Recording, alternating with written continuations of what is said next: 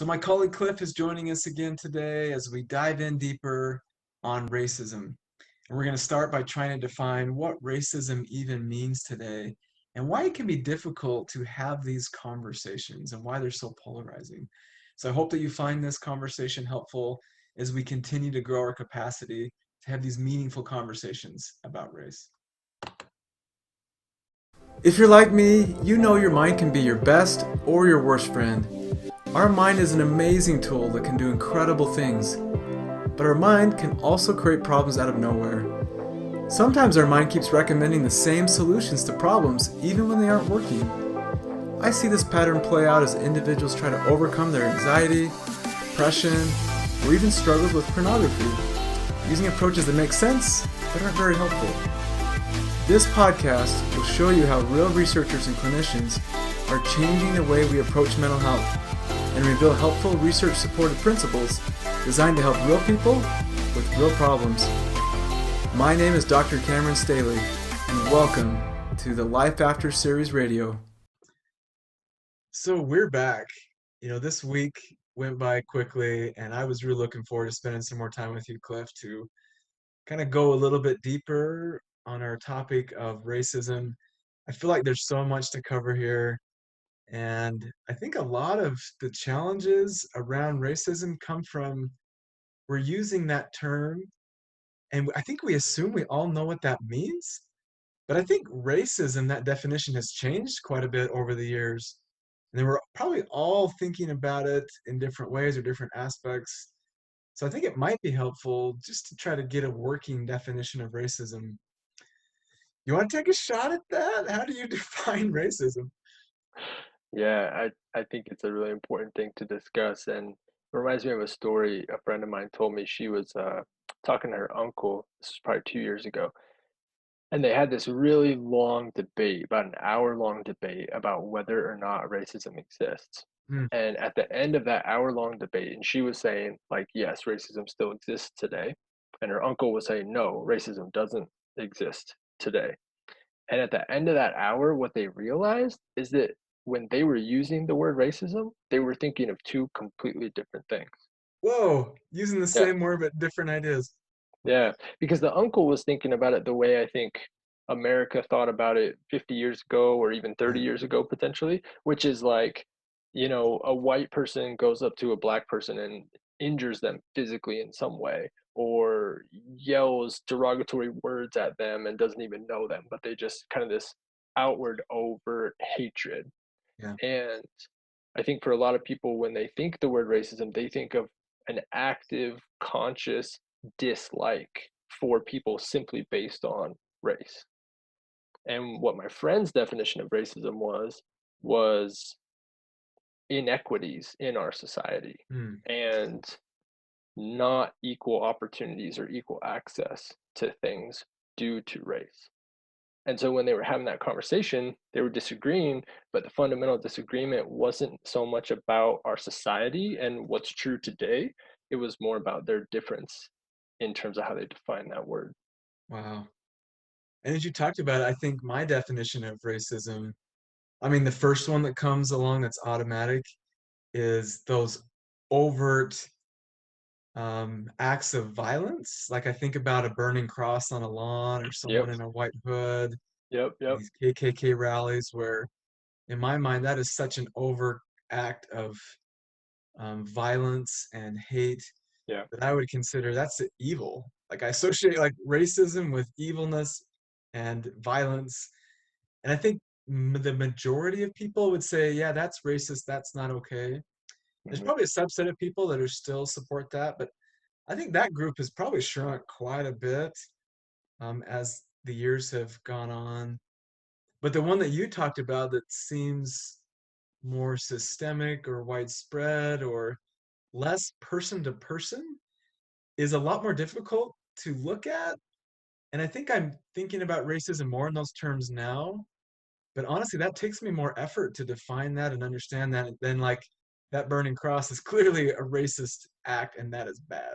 yeah, right. Or using certain words are racist Oh and yeah. that is bad. Like, I think, yeah, we can all agree there are certain words that are racist words, Yeah. and 90 or hopefully more percent of America would say, yeah, the use of that word is not okay. Yeah. But yeah, I think that's a big difference is that when people are talking about systemic racism, they're not talking about the use of a particular word or, a physical act, one person hurting another person. And I agree with you. It takes a lot more effort to understand that. And I think a big reason why is that they're not really tangible the same way Yeah. those overt acts are tangible. Because if I use a racist word, we all hear it and we can agree that it is racist or not racist. But when it comes to these broader societal things, it's like, how do you put your finger on it or how do you point to it to say, hey, this thing is real, it exists? Yeah, I think that's a lot more complicated. And I think why we're having disagreements and see things differently. Like, I think our nation, when George Floyd got killed in such a callous way, I think the majority of us could agree that was not okay. Hmm. But then the reasons why he got killed, that's debatable. Yeah. And people are looking like, well, no, it's not these patterns. Like that was just an incident, one bad person, that was a racist person. Others saying, no, this is a pattern. Like we're seeing people of color dying by cops at 2 to 3 times the rate of white people. That's a pattern. That's systemic racism. But others are saying, no, like George was associated with criminal activity and may have been high at that time. Like that's an individual thing. This is not a pattern. I think a lot of the differences are coming to that. Like we view Hmm. racism as a person doing something bad to another person, but I think we're talking about racism could be much broader, that it could be an approach that shows up in policing or with laws or access to voting or healthcare or housing. That is something we're seeing where there is a really consistent disadvantage for people of color kind of across society. And for me, it seems like so global. It is really hard to see it. And I think I grew up not even recognizing my advantages and opportunities and seeing that someone else would be disadvantaged because it's so pervasive.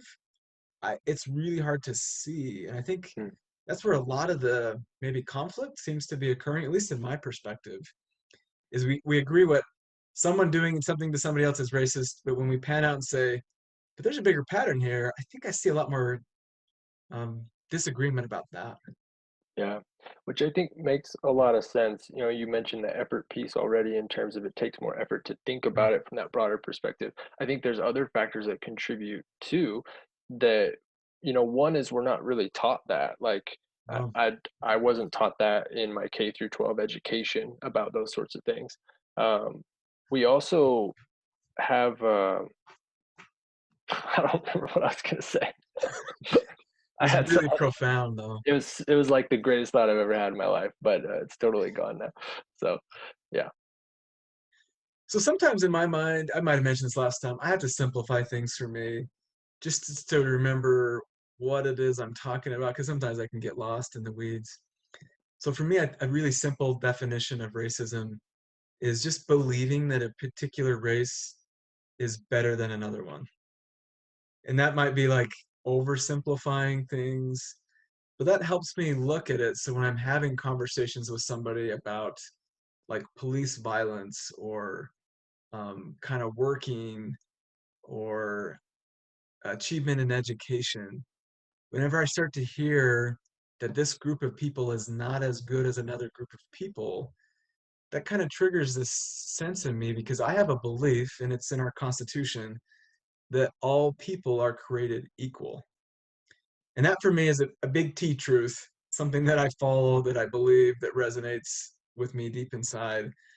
So when I see that people have different levels of opportunity or accomplishment or access to healthcare or employment or are incarcerated at different rates than others, for me, the only explanation that makes sense to me is racism at a systematic level.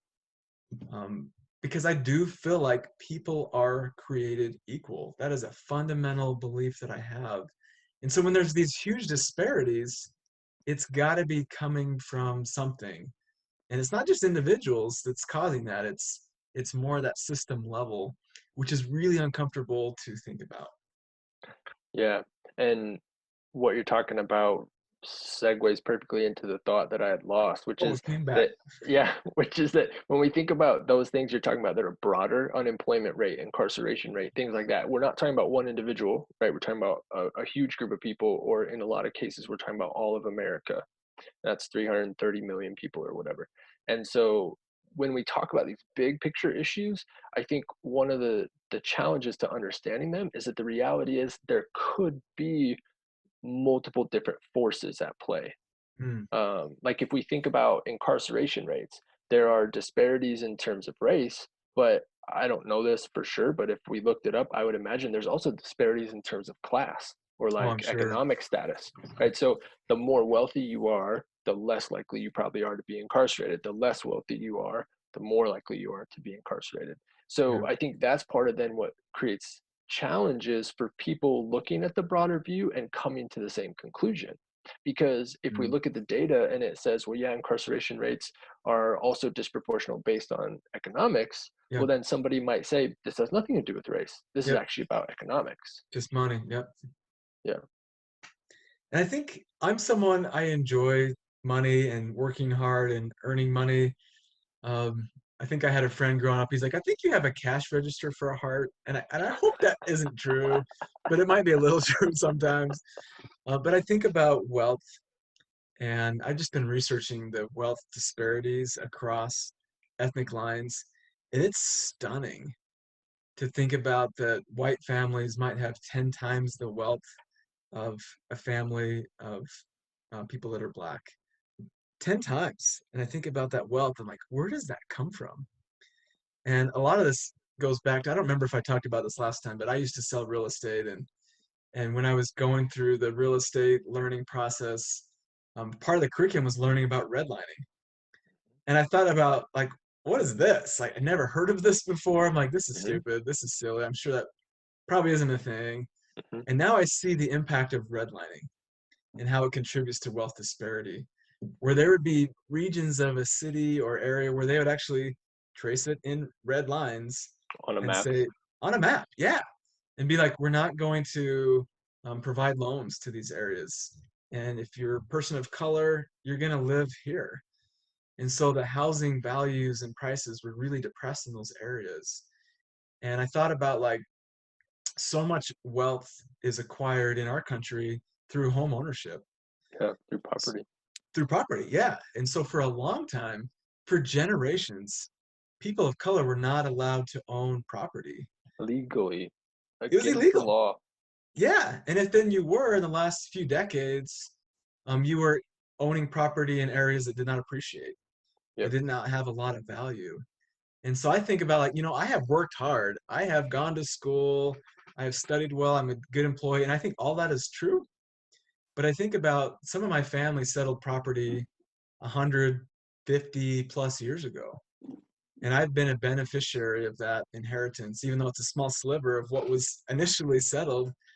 But I think about that as a privilege that's only extended to people that look like me. Hmm. And I don't really think about that, but that's really given me a leg up to have a little bit of boost really early on in my life as I'm raising a family and going to school. I had a little cushion there. And that cushion didn't come from any hard work on my part. Right. It really just came from, I had ancestors that were industrious and worked hard and farmed, but they were legally allowed to settle property. And that has not been the case system wide. And so I think some people are like, well, that happened so long ago, slavery was so long ago. It's like, but I've received benefits just because my family generations ago could own property. And that's just one small example about how that wealth and that generations has benefited me, whereas people of color do not have that same advantage. Yeah.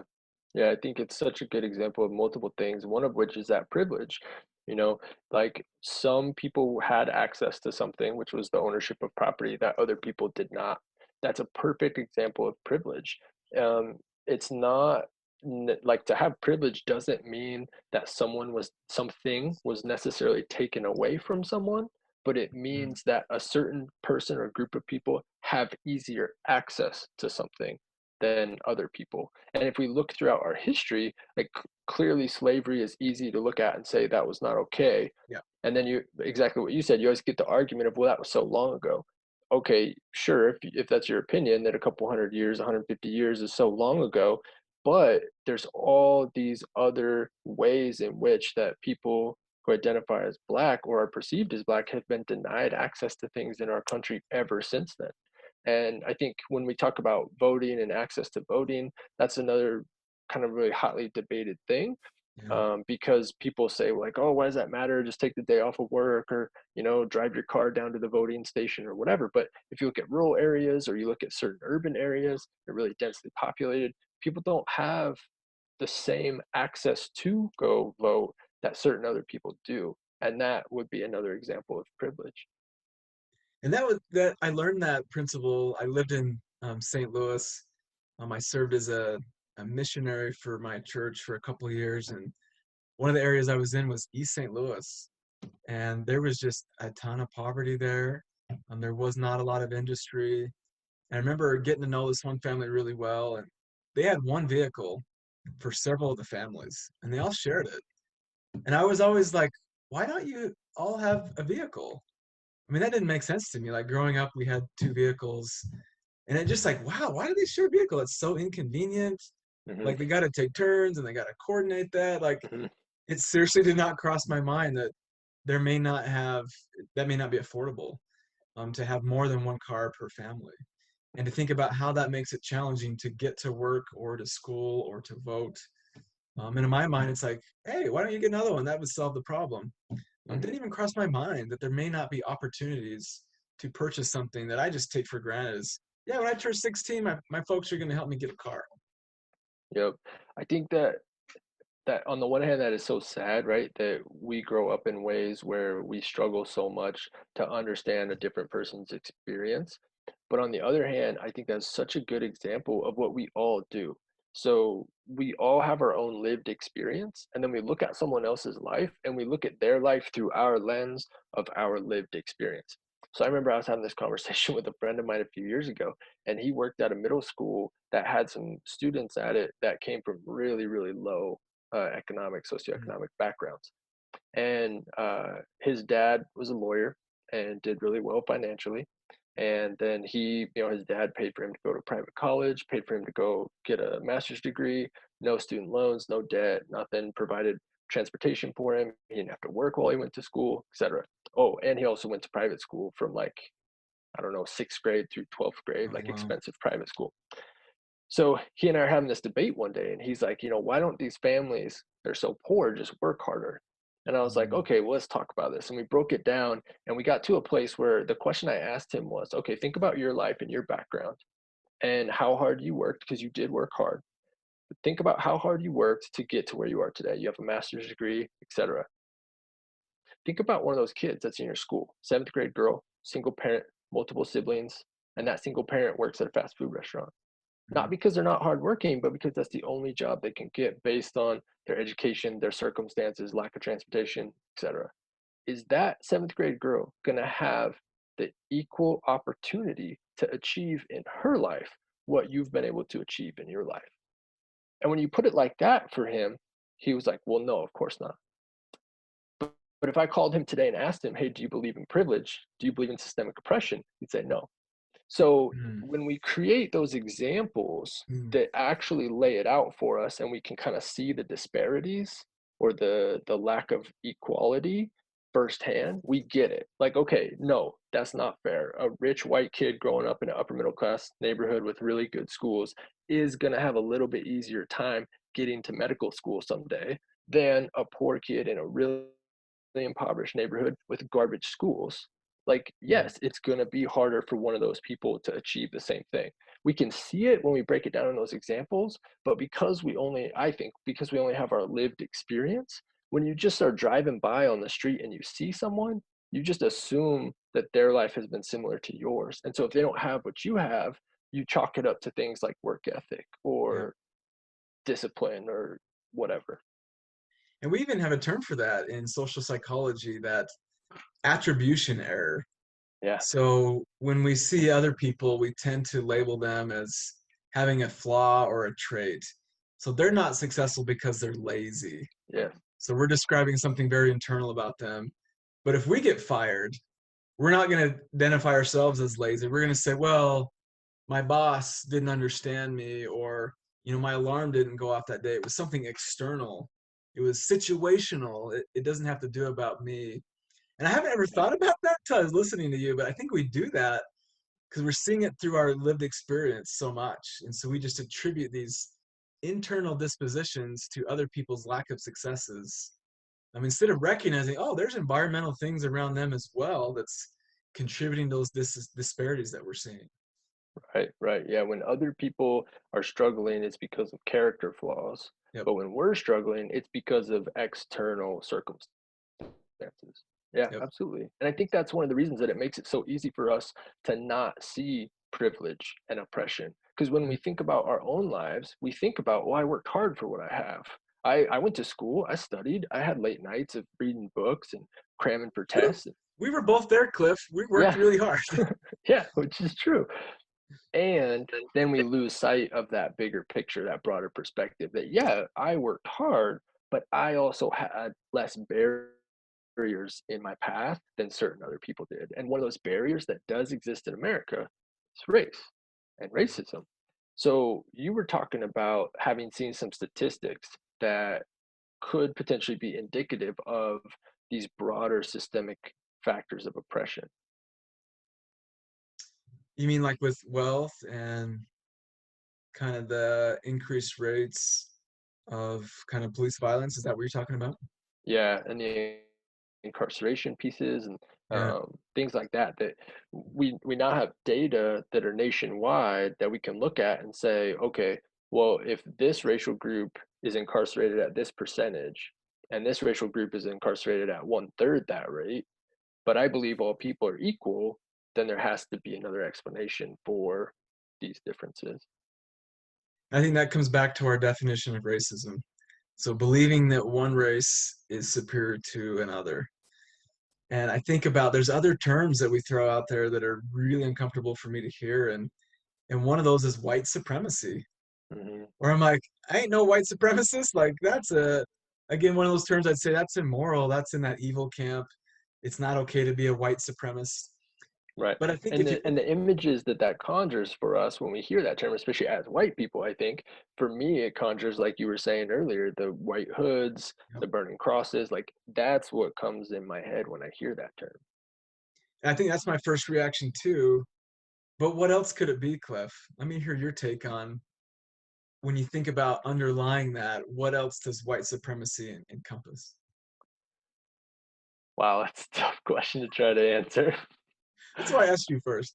I think, okay, so maybe the way to approach that that feels easiest in my brain, for an example, would be laws, to look Mm. at laws. And the easiest example that I can think of is historical, so a lot of people could discount it, but hopefully it'll illustrate my point. So we were talking about property and property ownership. If you go back to certain cities as late as like the 1950s or something, Black people, and even in some cities like Asian people, it depended on the area, were not legally allowed to own property, or they were only allowed to own property in these certain places. Yep. So we literally wrote these laws that favor people with white skin. Like that is white supremacy because you're essentially creating an unequal playing field, and you're specifically putting the white people up on that higher, easier playing field, and specifically putting people of color down on that lower, more difficult playing field. So that would be an example of white supremacy in my mind. I think that is an example where it's like, oh yeah, that's really clear cut. And I think about that's where my mind goes, and I want to stay there because the other ones are way more uncomfortable for me. Yep. And I think any example of white supremacy is believing that any race is inferior to white. Yeah. And it's so subtle. Like I have conversations with family and neighbors where it's like, yeah, I lived in this city and, those people didn't work as hard. That's why they didn't get there. Yep. And I would never typically say that's white supremacist language or conversation or beliefs or views, Hmm. but it's believing that your racial group is superior. I mean, Hmm. it's doing better because of their ethnic background. And if I would call it out to my friends and family, and sometimes I do gently to have that conversation, they would say, no, I'm not racist. I don't, it's not what I meant. I just see these people and we've given them opportunities and they're not taking them. And it's like, That yeah, language is so offensive. it's still that language. And these are Right. people that say, I am not a racist. Yeah. And I go back to, well, what's their definition of racism? Yeah. And if it's you believe a group is not as good as another group, that's racism. And in Yeah. our country, it tends to be that white supremacist view. But our association with that again is like, that is evil. I am not a white supremacist. Yeah. But if you believe your ethnic group is better, that's the definition of supremacy. Yeah. But that feels so awful to feel associated with that, where I'm like, no, I don't want anything to do with that. And Right. yet I find that language has come out of my mouth before to Hmm. describe groups of people. And now I feel like I'm a little bit more aware of it. And I hear it in a lot of my dialogues. We tend to other people and Oh group yeah. all of the time. And I think that's human behavior. We categorize things, that's how language works. So I don't even think it's that intentional, what I would say, like overtly racist, but it still is happening. It still is racist language. Yeah. Absolutely. There's so many examples, and I think about, so like a more modern day perspective on white supremacy, I believe would be how businesses, corporations in America define the word professionalism. Ooh, ooh, yeah. I've thought about this a lot recently too. This is a big one. Yeah, right. Because you think about it, like if somebody comes up to you and says, "Yeah, my workplace has this policy around professionalism." Like, what do you envision in your mind? What sort of clothes? Yep. What sort of jewelry? What sort of hairstyles? What sort Yep. of makeup? Like, it is it's all stereotypically white. It's like, white culture in America had this perspective of what was professional dress and business quality dress dating back to who knows when, probably the Industrial Revolution or something, maybe even before that, I don't know.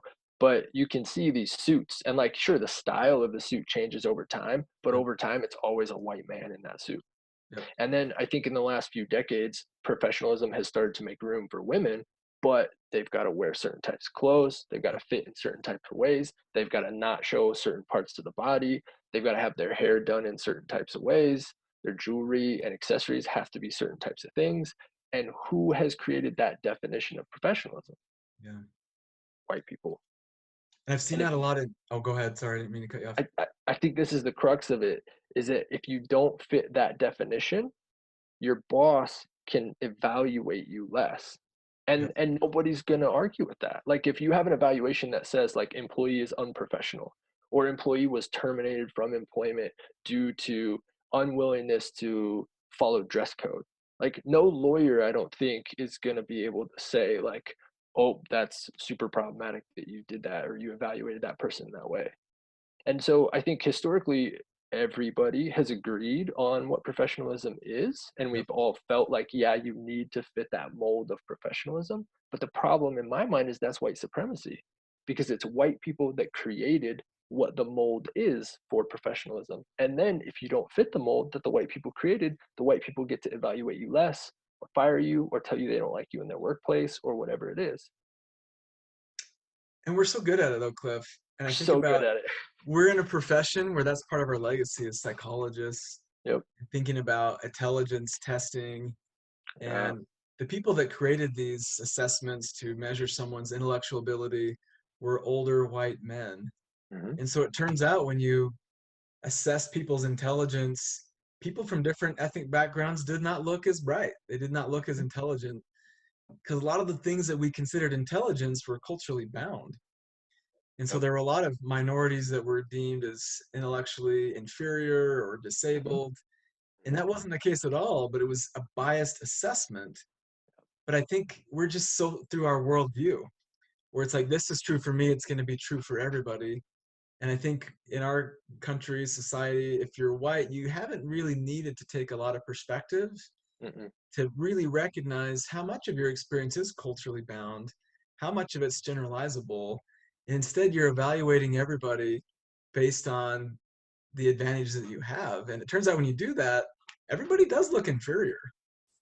And that isn't because they are, because I still go back to everyone is created equal. it's due to whoever's creating the assessments or the rules or the opportunities are kind of putting others at a disadvantage. Yeah, I think that's such a good point because it's like if I look at my life and I say, okay, I've achieved this, and here's this other person and they've achieved less than me, and I'm making an assumption that we had equal opportunity, then it's easy for me to think that they didn't work as hard or they aren't as disciplined, they don't show up to work on time. I can think of 1,000 reasons why they haven't achieved what I've achieved when I make the assumption that we had equal opportunity. But as soon as you recognize that, oh, shoot, not everybody has equal opportunity, well, then it calls into question why these disparities in achievement exist. And I think that goes back to what's uncomfortable for us. It's a lot more comfortable for me and everybody else to just say, well, yeah, if I've achieved more than you, it's because I worked harder. And it feels lousy. Like it's an attack on your ego. Because I look at myself, it's like I've worked hard. I've got through a PhD program. I'm a professional, and I have worked hard. But to look at it's like, well, I might have had an easier path. It kind of hits my ego, where it's like, Hmm. wait a minute, I ain't all that. Like Hmm. I'm not this amazing, incredible person. And it's like, maybe not. Maybe you had a head start, or even going to graduate school was a tremendous opportunity and Hmm. privilege. And I didn't have this pressure hanging over me because, like, if that didn't work out, I could just do something else. I got family Hmm. support. I could live at home again. Like, Hmm. there's not this pressure hanging over me where it's like, you swim or you sink. Like, this has Yeah. got to happen. Like, this is it. It's Yeah. like, there's a lot of things I could do. But I think it doesn't feel good to be like, I got there because I might have had better opportunities. We want to look at, I got there because I worked. And I hear that a lot. Hmm. um, because we want that credit, and nobody wants a handout. I'm going to steal that Hmm. line from you. As we were chatting right before, you're like, it doesn't feel good. Nobody wants that. Everybody wants to earn that. And Yeah. I've heard that same thing from people of color as well. It's like, I want to earn it too, but it's just, I don't have the same opportunities as other people have, but I want to earn it. I Right. think that's fundamental for all of us. But when someone's starting at a place of disadvantage, it's really difficult to kind of narrow that gap. Yeah, for sure. And in line with what you're saying, if we think about examples of racism or examples of white supremacy, something comes to mind that I think illustrates both in one. And that is that there was a study done a few years back, oh, maybe 10 years ago now. It's been a little while, but they did a study. They put two resumes up on like monster.com and job Mhm. placement sites or places where you post your information and you apply for jobs. They put two resumes up. They were exactly the same in every way, except they changed the name. And one name was like very white European American sounding, and one name was more African American sounding. And then they had those same resumes apply for a bunch of different jobs. And I think they had them apply for all the same jobs, but these applicant pools were big, so people probably didn't notice that Yeah. like the exact same resume. Right. And what they found is that out of like 100 jobs or whatever it was that this white sounding name got invited for, I don't know, let's say 50 like interviews or something. And the same exact resume, but with an African American sounding name on it, got invited for like 1/3 as many Yeah. interviews. And so when we sit, like for white people, when we sit back and we say, like, well, I don't get it. I don't get, why do people of color need affirmative action? Like that's a handout to Mhm. them. That's an advantage to them that I don't have as a white person. It's like, well, if you look at the data and you think about our history, the reason affirmative action came to be a thing is because there are so many disadvantages put in the way of people of color to begin with that the government decided that something had to be done to try to give them a little bit of a leg up to Right. actually have an equal opportunity. But affirmative action was a long time ago. And that resume example I gave you was decades after affirmative action was put in Yeah. place. But it shows that that disparity, that racism, that white supremacy is still in America. It's still in the fabric of our society today. I think what makes it so insidious is I bet none of that was intentional. Yeah. And I think if it was intentional, we'd say, well, that supervisor needs to be fired.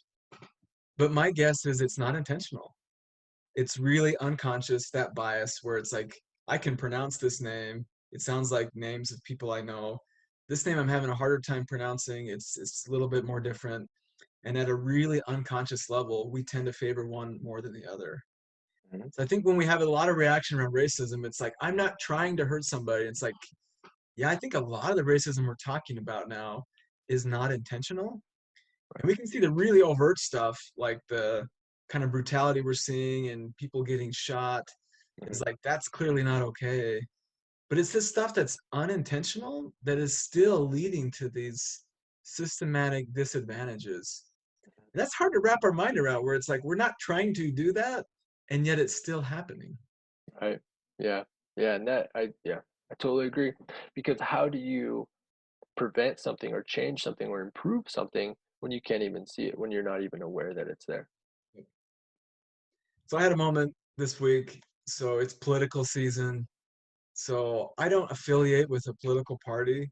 I just can't. I just am not programmed to do that. So I was watching the Democratic National Convention, and several of the speakers talked about um, systematic racism. That was some of the language I heard in the Democratic convention. And then the next week, it's Republican convention, and I hear speakers say really directly, systematic racism does not exist in America. And I thought, like, whoa, what is going on here? One group, that's kind of like part of their platform, and others, their platform is denying that it exists. And I think about, like, if this is a really significant issue, and we've got two major parties saying this is big, and one saying it doesn't exist, how are we supposed to navigate this? Yeah. Like, to what extent is this real, or is this politicized versus this isn't there? And we're just kind of making mountains out of molehills. Like, how do we make sense of that when leaders of our country are saying two very different things? Yeah. Yeah. Creates a real challenge. Was it Mark Twain who said something like there are two types of wise lies, white lies and statistics? Something Oh, like that. I probably don't know. that sounds like Mark Twain. There's some famous quote by someone that obviously I'm not smart enough to remember who it was, but I the reason that popped in my head is because I feel like that's part of what politics does.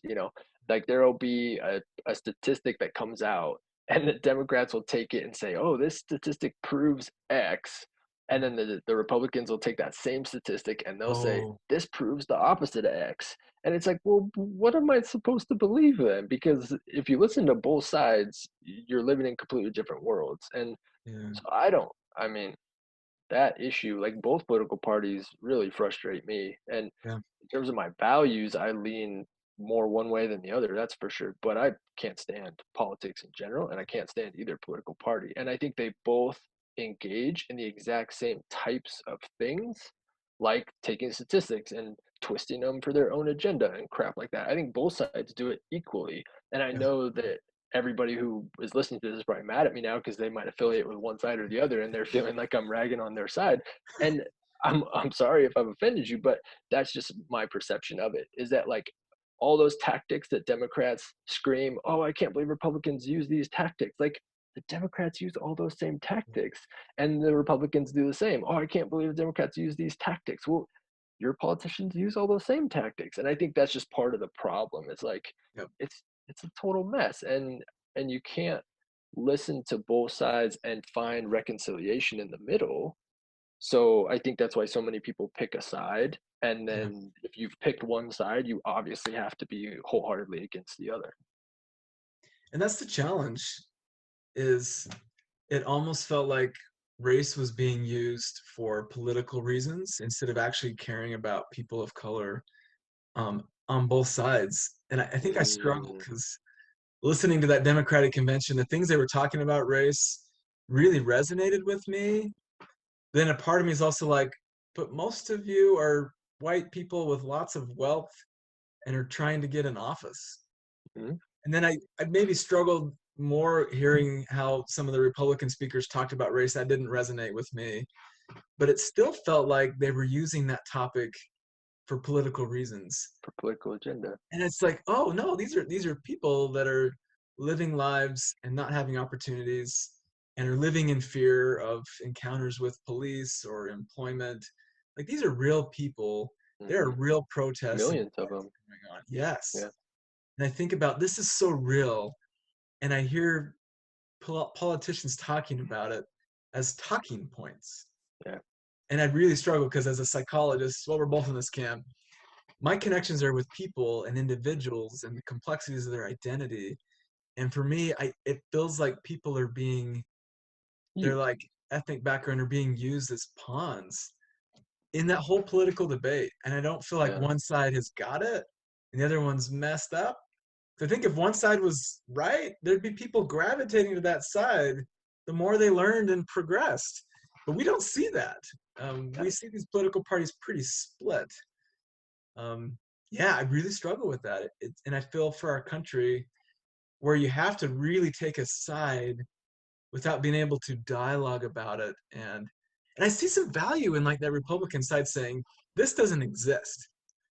Because if systematic racism doesn't exist, I don't have to do anything about it. Hmm. And everything I got in my life, it's because I worked for it and I earned it. And that feels really good. It Hmm. kind of absolves us of responsibility. Yeah. But then I think about that democratic position where it's like, it is real. It's like, well, I don't really like that then. Yeah. That means I Right. need to do something. Like, I can see like there are both of those positions appeal to different types of emotions Yep. and different types of situations. And it just doesn't sit well with me when racism gets politicized. Yeah. Yeah. I understand that.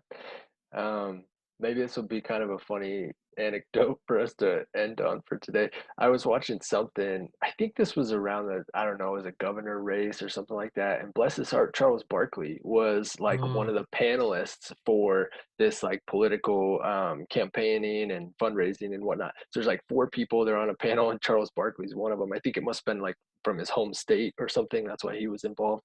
And he literally said, I don't remember word for word, but he literally said something like, the Democrats need to support like so and so, this candidate, and it's time for them to stop just saying they care about black people yeah. and actually prove that they care about black people. And Yep. I was like, go Charles Barkley. Like, it takes somebody like Charles Barkley to be honest and cut the crap and just be real about it. And I think that that's a fair grievance, because if Yep. you look at the Democratic Party, it's like, okay, since the 1950s when the Democratic Party flipped and was no longer the party of anti-black racism, Yep. like ever since then they've said like we are the party of equality and racial equality and this and that. But look at their policies. Yep. Like, when if you look at the policies, what have they done? What have they enacted for equality? So I think it's a very fair grievance. Yeah, I think that's where I struggle, and maybe that's why we're keeping each other accountable. It's one thing to have words and beliefs.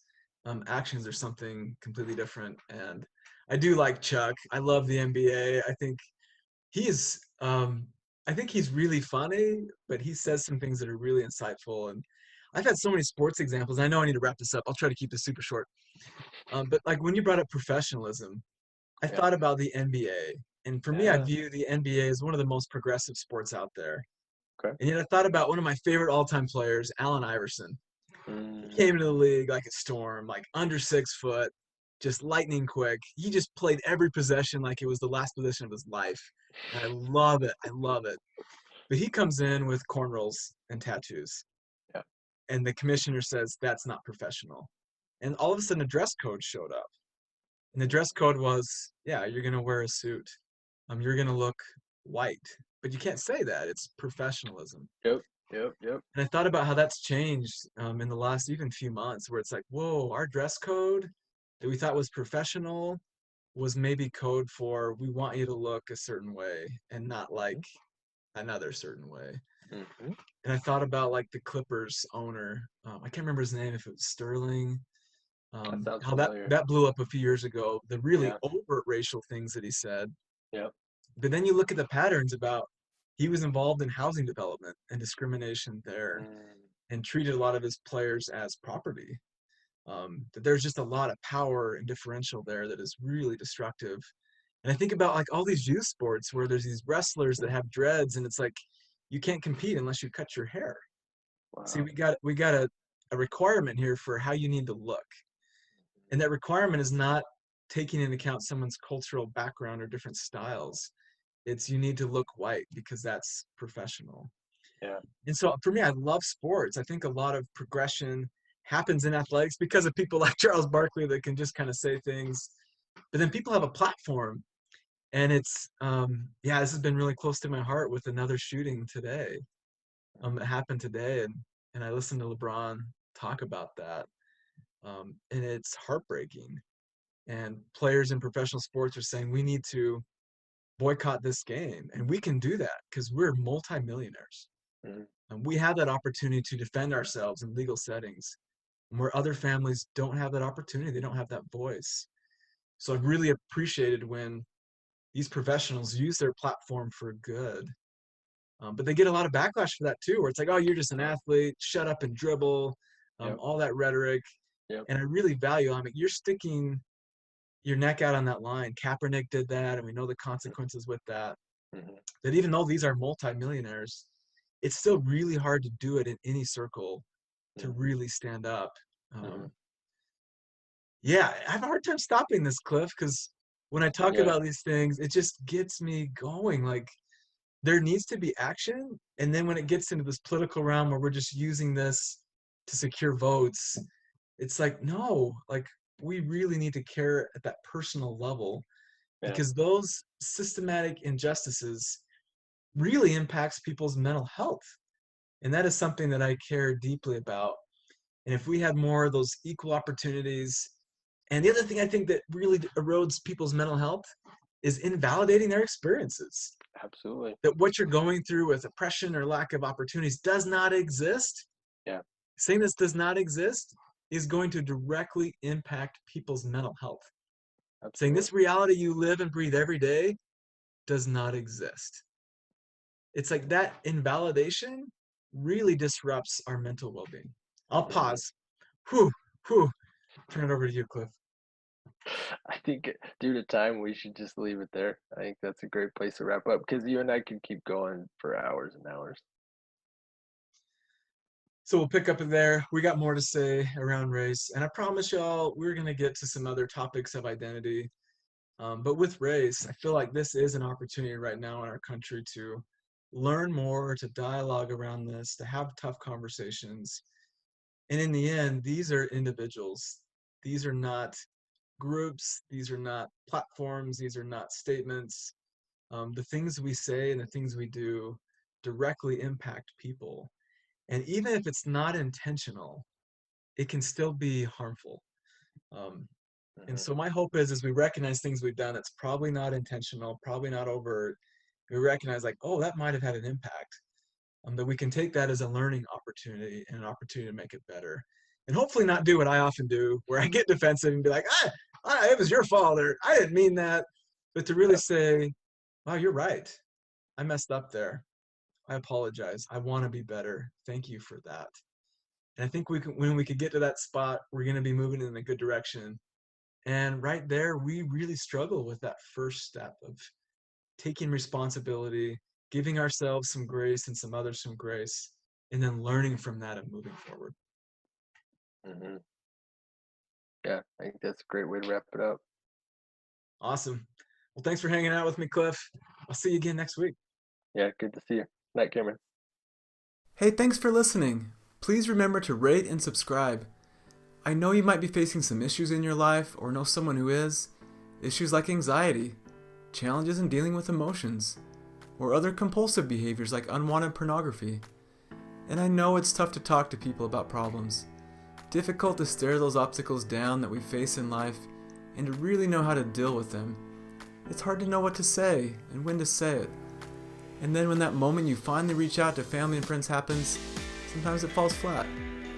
I haven't found many programs teaching effective strategies like mindfulness, how to improve relationships, and ways to address unwanted pornography viewing through research-supported principles.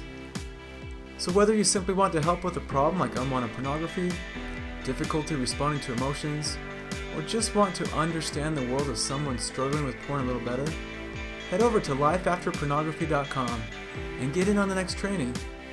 There you'll learn the exact same strategies individuals addicted to pornography used to transform their lives by implementing principles from evidence-based treatment shown effective in research for reducing unwanted pornography viewing.